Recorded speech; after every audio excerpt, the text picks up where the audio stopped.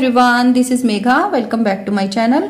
सो आज की वीडियो में हम क्लास 10th के लिए एक न्यू चैप्टर स्टार्ट करेंगे। Chapter number 3, pair of linear equations in two variables. So आज इस चैप्टर का इंट्रोडक्शन कर लेते हैं। जितने भी मेन पॉइंट्स हैं इसमें वो सब हम लोग डिस्कस कर लेते हैं। आज इंट्रोडक्शन वीडियो में जितना कुछ भी मैं आपको बताऊंगी, जो भी आपको समझाऊंगी, वो सब आपको कब हेल्प करेगा, जब आप इस चैप्टर के एक्सरसाइज सॉल्व करेंगे। सो बहुत ध्यान से देखिएगा, समझिएगा। इससे पहले हम चैप्टर नंबर 2 कर चुके हैं। उसकी सारी वीडियोस आपको चैनल की प्लेलिस्ट में मिल जाएंगी, आप उन्हें देख सकते हैं। तो सबसे पहले, जैसा कि हम अपनी हर चैप्टर के इंट्रोडक्शन वीडियो में करते हैं, फर्स्ट ऑफ ऑल हम क्या करते हैं, जो चैप्टर का नाम होता है उसका मीनिंग समझते हैं। चैप्टर का नाम का मतलब आपको क्लियर होना बहुत जरूरी है। आपको पता होना चाहिए कि इस चैप्टर के अंदर आप क्या पढ़ने वाले हैं, इसमें क्या करने वाले हैं। सो देखिए, चैप्टर का नाम है pair of linear equations in two variable. पीछे से स्टार्ट करते हैं। देखिए, वेरिएबल पता है आपको, वेरिएबल क्या होता है? जितने भी अल्फाबेट्स हम किसी भी इक्वेशन में यूज करते हैं उन सबको हम बोलते हैं वेरिएबल। जैसे ABC, XYZ, MNOP मीन्स जितने भी अल्फाबेट्स हैं। अब देखिए कैसी इक्वेशन है, लीनियर इक्वेशन है। लीनियर मीन्स क्या हो गया? लीनियर इक्वेशन का मतलब हो गया कि उसमें जो आपका वेरिएबल यूज हम करेंगे उसकी हाईएस्ट पावर 1 आएगी। जैसे कि देखिए, अगर मैंने लिखा 2x + 3 = 0, ठीक है। अब इसमें देखिए मैंने वेरिएबल यूज किया है x, और x की हाईएस्ट पावर कितनी है? 1। अगर इस इक्वेशन में मैं x का कोई और इसमें टर्म यूज करूंगी और उसमें उसकी पावर मैं बढ़ा दूंगी, फॉर एग्जाम्पल अगर मैं x की पावर 2 कर देती हूँ, फिर वो आपकी लीनियर इक्वेशन नहीं होगी, वो आपकी क्वाड्रेटिक इक्वेशन बन जाएगी। सो लीनियर इक्वेशन का मतलब क्या हो गया? जहां पर जिस इक्वेशन में जो वेरिएबल की हाईएस्ट पावर है वो कितनी होगी? 1। यहाँ x की हाईएस्ट पावर 1 है। अब हम बात करेंगे linear equation in two variables. ये इक्वेशन मेरी 1 वेरिएबल के साथ है, इसमें सिर्फ x as a variable act कर रहा है। बट अगर मुझे 2 वेरिएबल्स की बात करनी है, इसका मतलब है ऐसी इक्वेशन मुझे देखनी पड़ेगी जिसमें मैं 2 वेरिएबल एटलीस्ट यूज करूंगी, ठीक है। लेकिन देखिए, लीनियर की बात हो रही है, it means highest power always 1 रहनी चाहिए। तो अगर मैं लिखती हूँ 3x + 2y + 1 = 0। अब देखिए, ये लीनियर इक्वेशन भी है बिकॉज इसमें हाईएस्ट पावर वेरिएबल्स की 1 है, और ये लीनियर इक्वेशन इन 2 वेरिएबल अब बन चुकी है, क्योंकि मैंने इसमें देखिए एक वेरिएबल ये यूज किया है और एक वेरिएबल ये यूज किया है। 2 वेरिएबल मैंने x एंड y में यूज किए हैं। नेक्स्ट बात आती है पूरे के पूरे नाम की। देखिए, pair of linear equation in two variable, it means मुझे कोई सिंगल लीनियर इक्वेशन नहीं लेनी है, मुझे पेयर लेना है। मतलब कि 2 लीनियर इक्वेशन मेरे पास होनी चाहिए, और उसमें वेरिएबल्स भी कितने यूज होंगे? 2 यूज होंगे।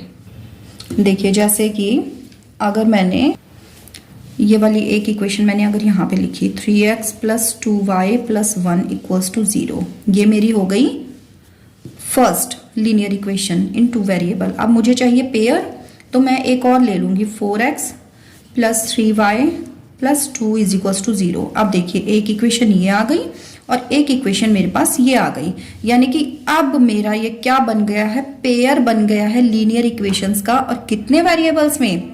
2 वेरिएबल्स में। दोनों जगह xy यूज हो रहे हैं। ओके, अब देखिए, ये जो इक्वेशन होती हैं इनकी एक जर्नल फॉर्म होती है जो कि हमें पता होनी चाहिए। सो इसकी जनरल फॉर्म क्या होगी? मैं लिख देती हूँ। जनरल फॉर्म ये होगी आपकी ax + by + c = 0, ठीक है। जहां देखिए, जैसे अगर मैं इस वाली इक्वेशन से इसे कंपेयर करूं, तो देखिए a क्या होगा आपका? x का कॉफिशिएंट है, तो यहां x का कॉफिशिएंट कौन है? 4। इट मीन्स a की वैल्यू कितनी आ जाएगी? 4। यहां b क्या है? b है आपका y का कॉफिशिएंट। क्लियर? सो यहां से अगर कंपेयर करते हैं 3y को by से, तो b की वैल्यू आ जाएगी 3, और c होता है आपका कांस्टेंट टर्म, जो सिर्फ नंबर होता है उसे हम कहते हैं कांस्टेंट टर्म। सो c की वैल्यू आ जाएगी 2। ओके, अब इसमें भी कुछ कंडीशंस होती हैं जर्नल फॉर्म के लिए, जो इसमें ये a, b और c ये यूज होते हैं, ABC, ये आपके रियल नंबर्स होने चाहिए। और जो A और B होते हैं ये आपके कभी भी 0 के इक्वल नहीं आने चाहिए। क्योंकि देखिए अगर 0 के इक्वल, सपोज कीजिए अगर A 0 के इक्वल आ गया तो ये पूरा का पूरा टर्म 0 हो जाएगा। इसका मतलब है अब ये आपकी लीनियर इक्वेशन इन 2 वेरिएबल्स नहीं रहेगी, ये आपकी 1 वेरिएबल में आ जाएगी, सिर्फ y बचेगा ना यहाँ पे। और अगर मैंने b को 0 ले लिया तो ये वाला टर्म गायब हो जाएगा, 0 आ जाएगा ना। तो यहाँ पे वापस से ax plus C is equals to 0 हो जाएगा, यानी कि ये लीनियर इक्वेशन इन 1 वेरिएबल हो जाएगी। बट हमें 2 वेरिएबल्स वाली चाहिए, तो ये आपकी जर्नल फॉर्म है और ये कुछ कंडीशन है जो कि इसमें सेटिस्फाई होनी चाहिए। अब देखिए मुझे लेनी थी लीनियर इक्वेशन इन 2 वेरिएबल्स, तो इसके लिए भी जो जर्नल फॉर्म हम लिखेंगे वो होगी आपकी बिल्कुल इसी के जैसे लिख लेंगे। एक्स वाई तो सेम ही चलेंगे, बट जो हमने ये रियल नंबर्स यूज किए हैं ये फर्स्ट इक्वेशन में 1 1 एंड सेकंड इक्वेशन में 2 2 कर देंगे हम। तो a की जगह आ जाएगा a1x, b की जगह b1y एंड c की जगह c1 इज इक्वल्स टू 0, और सेकंड वाली आ जाएगी a2x plus b2y plus c2 is equals to 0। ठीक है, ये हमारी हो गई लीनियर इक्वेशन इन 2 वेरिएबल्स का पेयर। ये हो गई फर्स्ट, देन ये हो गई second. Okay okay, now let's discuss next point. So next point है हमारा method to solve pair of linear equations, यानी कि जो ये आपकी लीनियर इक्वेशंस होंगी इन्हें सॉल्व करने के कुछ मेथड्स हैं। ओके, मेनली इसमें 2 मेथड होते हैं। फर्स्ट है आपका ग्राफिकल मेथड,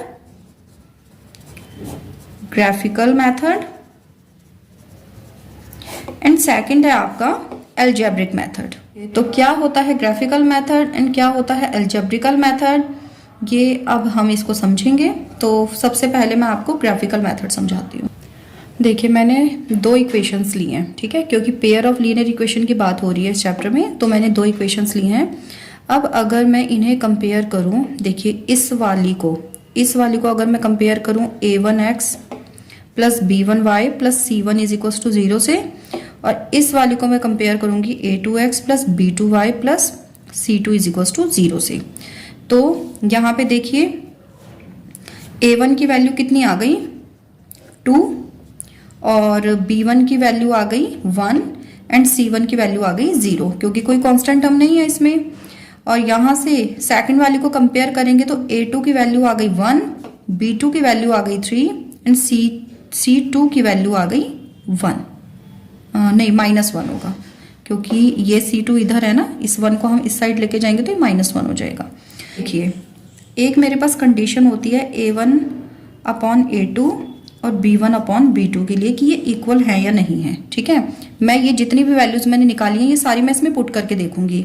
तो a1 की वैल्यू है 2 अपॉन a2 की वैल्यू है 1, b1 की वैल्यू है 1 एंड b2 की वैल्यू कितनी है 3। तो देखिए ये नॉट इक्वल आ रहा है, ठीक है ना, ये 2 अपॉन 1 है, ये 1 अपॉन 3 है, दोनों की वैल्यू इक्वल नहीं आ रही है, इट मीन्स ये नॉट इक्वल है। तो इस टाइप की जब कंडीशन होती है तो जो हमारा पेयर ऑफ लीनियर इक्वेशन होता है वो हमारी होती हैं, ए पार्ट में बताती हूं कैसी होती हैं, वो इंटरसेक्टिंग लाइंस होती हैं, इंटरसेक्टिंग लाइंस। ठीक है, यानी कि अगर a1 upon a2 not equals to b1 upon b2 आएगा तो जो आपका पेयर ऑफ लीनियर इक्वेशन होगा वो दोनों लाइंस एक दूसरे को इंटरसेक्ट करेंगी। ओके, इंटरसेक्ट मतलब एक दूसरे को कट करेंगी। अब सेकंड थिंग आती है इसमें कि इसके कितने सॉल्यूशन होंगे। तो देखिए जो इंटरसेक्टिंग लाइन, इंटरसेक्ट का मतलब क्या हो गया, ये दोनों लाइंस एक दूसरे को ऐसे करके कट करेंगी। तो कितने पॉइंट पे कट किया इसने, ओनली 1 पॉइंट पे। ठीक है, इसका मतलब है कि इसका सिर्फ एक सॉल्यूशन होगा, ओनली 1 सॉल्यूशन, एग्जैक्टली 1 सॉल्यूशन। तो ये दोनों लाइंस देखिए आपकी कैसी हैं, फर्स्टली इंटरसेक्टिंग लाइंस है, मीन्स एक दूसरे को इंटरसेक्ट करेंगी। और दूसरे हमने बात क्या देखी कि इसका कम से कम एक सॉल्यूशन आपको मिलेगा। ठीक है, क्योंकि इंटरसेक्ट किया है एक पॉइंट पे तो एक सॉल्यूशन इसका कम से कम मिलेगा। तो जो इस टाइप की जो लाइंस होती हैं उन्हें हम बोलते हैं, हम इन्हें कंसिस्टेंट लाइंस। ओके, कम से कम एक सॉल्यूशन आपके पास होना चाहिए, तो वो लाइंस हो जाएंगी कंसिस्टेंट लाइंस। यानी कि फर्स्ट जो इसका टाइप था उसमें हमने क्या देखा, अगर A1/A2 not equals to B1/B2 होगा तो वो लाइंस होंगी इंटरसेक्टिंग लाइंस, और उसका कम से कम एक सॉल्यूशन आपको मिलेगा। और ये किस टाइप की लाइंस हो जाएंगी, आपकी कंसिस्टेंट लाइंस। ये हमने इनको नाम दे दिया है। ये हो गया हमारा ग्राफिकल मेथड का फर्स्ट टाइप। अब हम देखते हैं इसका सेकंड टाइप। अब मैंने देखिए टाइप बी के लिए 2 इक्वेशंस ये ली हैं। अब देखिए अगर मैं इन्हें कंपेयर करूं इसके स्टैंडर्ड फॉर्म से, तो A1 की वैल्यू आ जाएगी 1, B1 की वैल्यू आ जाएगी 2 एंड C1 की वैल्यू आ जाएगी 2। और A2 की वैल्यू आ गई 2, B2 की वैल्यू आ गई 4 एंड C2 की वैल्यू भी आ गई 4। अब देखिए मुझे इसको रखना है A1/A2, B1/B2 और C1/C2 में, ठीक है। तो A1/A2 मतलब 1/2, B1/B2 means 2/4 and C1/C2 means 2/4। अब देखिए जब हम इसको सॉल्व करेंगे 2 1 जा 2, 2 2 जा 4, 2 1 जा 2, 2 2 जा 4, यानी कि ये हमारा आ गया 1/2, इधर भी आ गया 1/2 और इधर भी आ गया हमारा 1/2। It means A1/A2 equals to B1/B2 equals to C1/C2, यानी कि तीनों की जो वैल्यू है वो हमारी बिल्कुल सेम है।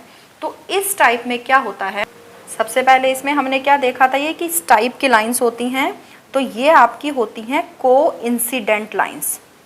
कोइंसिडेंट लाइंस, कोइंसिडेंट का मतलब सपोज ये मेरी एक लाइन है फर्स्ट वाली, जो फर्स्ट वाली मेरी लाइन है इसके लिए जो सॉल्यूशन मैंने निकाला, तो मैंने ये वाली लाइन इसके लिए ड्रॉ की, ठीक है। और जो मेरी सेकंड वाली लाइन है इसके लिए जो सॉल्यूशन निकला उसके हिसाब से ये लाइन यहीं से स्टार्ट होके इसी के ऊपर से गई, तो ये लाइंस होंगी कंसिस्टेंट लाइंस, यानी कि एक के ऊपर दूसरी लाइन। क्लियर, मतलब जो फर्स्ट होगी वो सेकंड वाली को एग्जैक्टली कवर कर देगी, पूरी की पूरी उसके ऊपर आ जाएगी, तो ये हो गई कोइंसिडेंट लाइन। सेकंड हमने इसमें क्या देखा था कि इसके कितने सॉल्यूशन होंगे। तो इस टाइप की जो लाइन होती हैं इनके बहुत सारे सॉल्यूशन होते हैं, मीन्स इनफाइनाइटली मैनी सॉल्यूशंस। देखिए कैसे होंगे मैनी सॉल्यूशंस, देखिए एक के ऊपर दूसरी है तो हो गए ना मैनी सॉल्यूशन। अगर कट किया था, जब फर्स्ट वाले में ऐसे करके एक दूसरे को इंटरसेक्ट किया था, तो सिर्फ एक पॉइंट में ये दोनों मीट की थी, यानी कि हमें सिर्फ इसका एक सॉल्यूशन मिला था। तो अब तो ये एक के ऊपर दूसरी है, यानी कि हर जगह ये दोनों एक दूसरे से मीट कर रही हैं, ठीक है। तो एक दूसरे से हर जगह मीट करने का मतलब क्या है कि इसको हर पॉइंट पे सॉल्यूशन मिलते जा रहे हैं, हर पॉइंट पे इसके सॉल्यूशन मिलते जा रहे हैं, तो मैनी सॉल्यूशंस हो गए। और सी में हमने क्या देखा था कि इन लाइंस को हम बोलते क्या है, क्या इनका नाम है, तो ये भी आपकी होंगी consistent lines. Consistent lines, consistent lines होने के लिए कम से कम एक सॉल्यूशन हमारे पास होना चाहिए। फर्स्ट वाले में एक सॉल्यूशन था, उसे भी हमने कंसिस्टेंट बोला था, और इस वाले में तो हमारे पास बहुत सारे सॉल्यूशन हैं, तो भी ये आपका कंसिस्टेंट लाइंस में ही काउंट होगा। नेक्स्ट देखिए इसका टाइप सी। 2 टाइप की हमने देख ली हैं, एक आपकी इंटरसेक्टिंग लाइंस का था, एक आपका कोइंसिडेंट लाइंस का है। अब हम देखेंगे टाइप सी कौन सी टाइप की होंगी इसमें। देखिए टाइप सी के लिए मैंने ये पेयर ऑफ लीनियर इक्वेशंस ली हैं। अब इसमें सबसे पहला काम तो हमारा वही होता है A1 B1 C1 A2 B2 C2 की वैल्यूज़ निकालना। तो A1 की वैल्यू इस वाले में से 2 आ गई, x का कॉफिशिएंट 2 है, B1 की वैल्यू आ गई 1, y का कॉफिशिएंट 1 है, एंड C1 की वैल्यू आ गई -4। A2 की वैल्यू सेकेंड वाली इक्वेशन में से x का कॉफिशिएंट 4, B2 की वैल्यू इसमें से y का कॉफिशिएंट 2 एंड C2 की वैल्यू कितनी आ गई -5।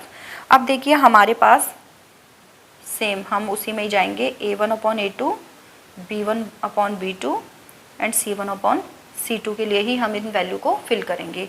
तो A1/A2 यानी कि 2/4, B1/B2 1/2, C1/C2 -4 डिवाइडेड बाई -5। अब जितना इसको सॉल्व कर सकते हैं उतना हम इसे सॉल्व कर लेंगे, ठीक है। 2 1 जा 2, 2 2 जा 4, 1/2 is equals to 1/2 is equals to ये आपका 4/5 आ गया, यानी कि A1/A2 और B1/B2 तो इक्वल हैं, बट C1/C2 की वैल्यू इनके इक्वल नहीं है। ओके, तो ये जो हमारी होंगी लाइंस, इसके लिए देखिए तीन जो हमारे आंसर्स निकलते हैं वो क्या क्या निकलेंगे। जो इस टाइप की जो लाइंस होती हैं जिसमें A1/A2 B1/B2 तो इक्वल होते हैं, बट C1/C2 इक्वल नहीं होते, इस टाइप की जो लाइंस होती हैं इन्हें हम कहते हैं पैरेलल लाइंस। ठीक है, ये जो कंडीशन आपकी ये बनी है इसके लिए ये जो होती हैं ये पैरेलल लाइंस होती हैं। और बी सेक्शन में हम क्या लिखते थे कि इनके कितने सॉल्यूशन होंगे। अब देखिए लाइंस है पैरेलल, पैरेलल का मतलब समझे आप, एक लाइन इधर जा रही है एक लाइन इधर जा रही है, तो ये तो कहीं भी एक दूसरे को मीट नहीं करेंगी। इसका मतलब है जब मीट ही नहीं करेंगी तो इसमें सॉल्यूशन कहाँ से मिलेगा। सॉल्यूशन मिलने के लिए लाइंस को मीट करना इम्पॉर्टेंट है। फर्स्ट वाली में 1 पॉइंट पे, सेकंड वाली में हर एक पॉइंट पे, बट थर्ड वाली में कोई पॉइंट पे मीट कर ही नहीं रही है। इट मीन्स इसके कितने सॉल्यूशन होंगे, 0 solution, it means no solution. Clear. अब सी में हम क्या करते थे, सी सेक्शन में इनको नाम देते थे कि ये किस टाइप की लाइंस हैं, है ना।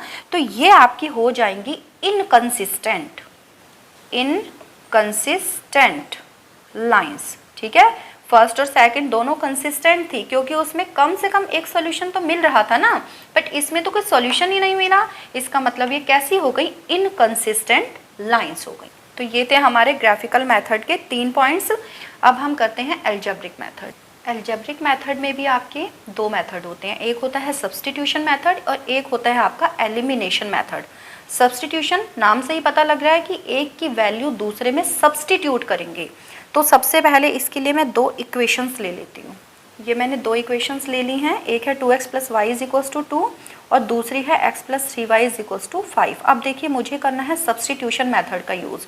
तो सब्स्टिट्यूशन मेथड का मतलब है कि एक वेरिएबल की वैल्यू दूसरे की फॉर्म में लेंगे और किसी भी इक्वेशन में फिल करके आप वैल्यू निकाल देंगे। देखिए जैसे अगर मैं इक्वेशन 1 से फ्रॉम इक्वेशन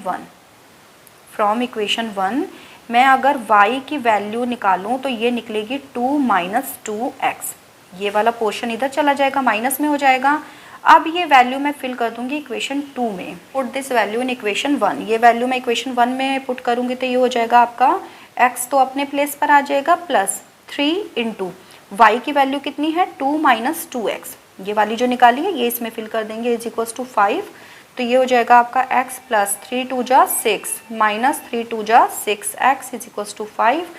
तो ये आपका x - 6x ये हो गए -5x = 5 और ये 6 इधर जाके माइनस में आ जाएगा।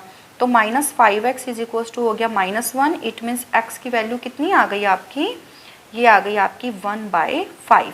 अब ये जो वैल्यू है ये हम इनमें से किसी भी इक्वेशन में फिल करेंगे। Now put this value in equation, मैं इसको 1 में ही फिल कर लेती हूँ। ठीक है, तो ये आपका हो जाएगा 2 × x की वैल्यू है 1/5 प्लस y = 2। सो ये हो गया आपका 2/5 प्लस y = 2 मीन्स ये हो गई y = 2 - 2/5। यहाँ पे मैं इसका एलसीएम लेके और इसको सॉल्व करूँगी। ये आ गया 5, 10 - 2 यानी कि आ गया 8/5। इट मीन्स जो आपका y है उसकी वैल्यू कितनी आ गई 8/5। तो ये तो हो गया हमारा सब्स्टिट्यूशन मेथड, यानी कि एक की वैल्यू उठा के दूसरे में फिल कर देंगे, सब्स्टिट्यूट कर देंगे। दूसरा हमारा होता है एलिमिनेशन मेथड। एलिमिनेशन में हम क्या करते हैं, किसी भी एक वेरिएबल को एलिमिनेट कर देते हैं। देखिए कैसे करेंगे इसे। देखिए जैसे मैंने ये 2 इक्वेशन ले ली, ठीक है, 3x + 3y = 1, x + 2y = 4। अब मुझे क्या करना है, इसमें एलिमिनेशन मेथड का यूज़ करना है। इट मीन्स मुझे एक किसी भी इसमें से वेरिएबल को एलिमिनेट करना पड़ेगा। और वो मैं कैसे करूँगी, देखिए मैं इनके जो नंबर्स हैं इनके साथ, यानी कि जो इनके कोफिशिएंट्स है उसे देखूंगी। यहाँ 3 है, यहाँ इसका 1 है, यहाँ इसका 3 है, यहाँ इसका 2 है। अब मैं या तो इनको इक्वल कर दूँ या फिर मैं इन दोनों को इक्वल कर दूँ। तो देखिए x वाले को इक्वल करने के लिए मुझे क्या करना पड़ेगा, यहाँ पे इसका कोफिशिएंट 3 है तो मैं क्या करूँगी, इस पूरी की पूरी इक्वेशन को मैं 3 से मल्टीप्लाई कर दूँगी। क्लियर। तो मेरा क्या होगा, x का वेरिएबल का जो कोफिशिएंट है वो मेरा इक्वल आ जाएगा। तो इसमें देखिए ये हो जाएगी आपकी 3x + 3 × 2 = 6y = 3 × 4 = 12। और जो ये वाली थी इसे मैं एज इट इज़ यहाँ पे नीचे लिख लूँगी। अब क्या करेंगे, इन दोनों का डिफरेंस निकाल देंगे। डिफरेंस निकालने के लिए क्या करते हैं, नीचे वाली जो लाइन होती है उसके साइन को चेंज कर देते हैं, प्लस है तो माइनस, माइनस है तो प्लस। अब देखिए ये है 3x पॉजिटिव और ये है 3x नेगेटिव, ये दोनों एक दूसरे से कैंसिल हो जाएंगे। 6y में से 3y को माइनस करेंगे तो आ गया 3y is equals to 12 minus 1 कितना आ गया 11। इट मीन्स y की वैल्यू आ गई 11/3। ठीक है, अब ये जो वैल्यू है किसी भी इक्वेशन में हम फिल कर देंगे। Put this value in equation 1, तो इक्वेशन 1 में फिल करेंगे तो हो जाएगा 3x प्लस 3 इंटू वाई की वैल्यू है 11/3 इज इक्वल्स टू 1। अब यहाँ से ये 3 से कैंसिल हो जाएगा तो 3x plus 11 is equals to 1 means 3x is equals to 1 minus 11, यानी कि 3x की वैल्यू कितनी आ गई -10, तो x की वैल्यू -10/3। ओके, सो ये था एलिमिनेशन मेथड। तो दोनों टाइप के मेथड्स हमने कर लिए हैं, graphical method and algebraic method. Graphical method में आपके 3 टाइप थे एंड एल्जेब्रिक में आपके 2 टाइप हैं। सो ये था इस चैप्टर का इंट्रोडक्शन। थोड़ा सा लेंथी है क्योंकि इसमें समझने के लिए बहुत कुछ है, और आप इस वीडियो को बहुत ध्यान से देखिए। एक बार देखेंगे तो थोड़ा थोड़ा समझ में आएगा, नेक्स्ट टाइम देखेंगे थोड़ा और समझ में आएगा, बट इसे आप अच्छे से प्रैक्टिस कीजिए क्योंकि ये सारे के सारे जितने भी मेथड्स मैंने आपको जो भी एक एक पॉइंट डिस्कस किया है इस वीडियो में, ये सब आपके एक्सरसाइज में यूज़ होंगे। ओके, सो अच्छे से कीजिए इसे, और अगर वीडियो पसंद आई हो तो वीडियो को लाइक करके चैनल को सब्सक्राइब कर दीजिए और नोटिफिकेशन बेल को भी ऑन कर दीजिएगा, और अपने फ्रेंड्स के साथ इस वीडियो को ज़रूर शेयर कीजिएगा। So stay connected for next video. Till then take care, bye bye.